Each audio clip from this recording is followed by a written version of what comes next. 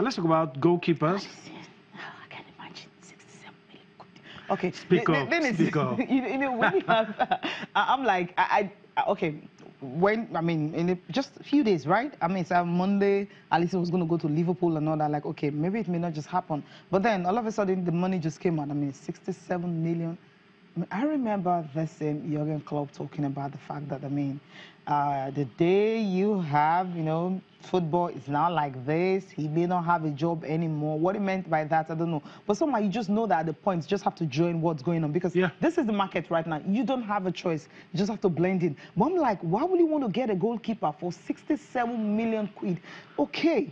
Well, you know, a few years ago, Jose told us when he bought Pogba for 100 million that United fans will realize later that that was a steal. And it's turned out to be true because you have players,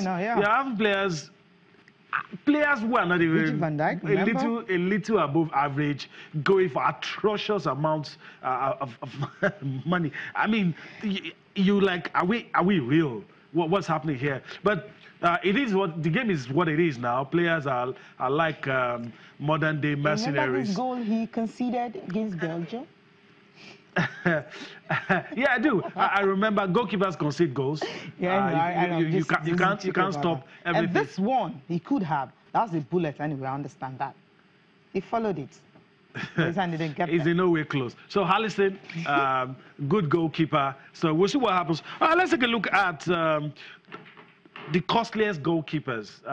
Let's quickly look through. Of course, you know, we were talking about Gigi Buffon the other time, that this will eclipse what happened. So you look at it, let's go through this quickly. 67 million pounds for Alisson Becker from Roma to Liverpool. Of course, that happened a few days ago. Ederson is Brazilian compatriot, also from Benfica to Manchester City. That was last year, 34.7, almost double the amount. Gianluigi Buffon, 32.6 million. That was in 2001 when people were saying you can't pay this huge amount for a goalkeeper, and that amount was paid. And well, Jordan Pickford, someone who was close to playing in the lower leagues, somehow got rescued. Everton brought him back, and look at that amount, 30 million pounds. That's huge,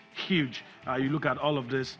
This has been how keepers been moving. But if you check the value of Jordan Pickford right now, I mean, that 30 million he had to, that he was gotten, from Sunderland to Everton, I think that deal would more like almost be like that of Alisson. Or is it because Alisson is a Brazilian, or what? That's a big question to ask. But I think with his performance at the World Cup, the saves he had, I think it was even busier than Alisson. I think he has justified. I think he has for Pickford. Yeah, he justified that amount. We'll wait to see. Alisson. We'll wait to see for Alisson.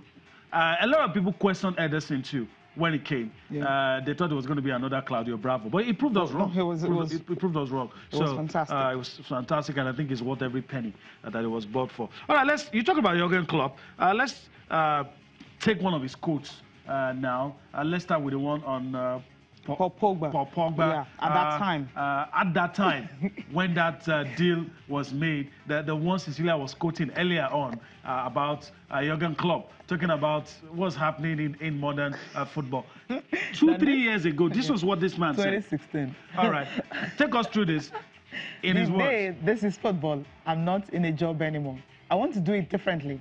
I would even do it differently if I could spend that money. Yes. Yeah, that was what he said in 2016. In 2016. Now, Jurgen Klopp in 2018. What has changed? And this is what he's saying. What has changed? At one point in the last few weeks, it came up, the opportunity to sign one of the world's best goalkeepers.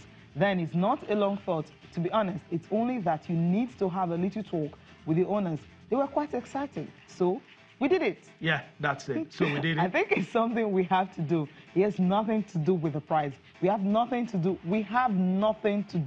with the price. It is the market. That's how it is. And we will not think a lot about it. Now, at that time, it wasn't the market. Now it is the market. Well, Ben Alaya is in the studio.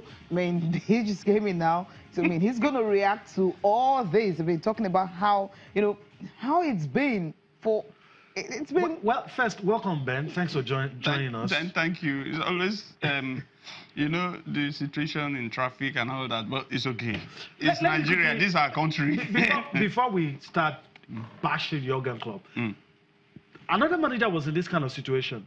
Pep Guardiola, when he was at Barcelona, said, I don't believe in buying players 50 million. You should always promote from your team. Why should I buy a player for 50 million when I can promote a Team B player into the senior national? Fast forward, he got to Manchester City and started millions for defenders, 120 million for two defenders.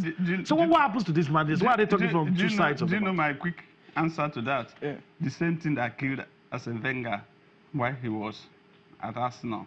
He made so much money, built a stadium, Emirates and all that, and then he refused to buy. I mean, the invisibles... Refused to accept the sign of the time. Yeah, the signs of the invisibles, as Arsenal were then called, the only English club that went all through the season without losing a match was under Arsene Wenger. But when that changed, because he forgot that he imported World Cup champions like Thierry Henry, a lot of them that you cannot name. Wiltord, Patrick Vieira, how many are you going to name? Robert Pires. And then they brought them into the team, and then they were just doing good. Now, when the times were changing, he didn't change with the times. And that's what consumed. Paid dearly for it. Absolutely. Paid dearly for that. So this manager... So he doesn't want to pay dearly for that. Pep did it in Barcelona. He succeeded because he was graduating players.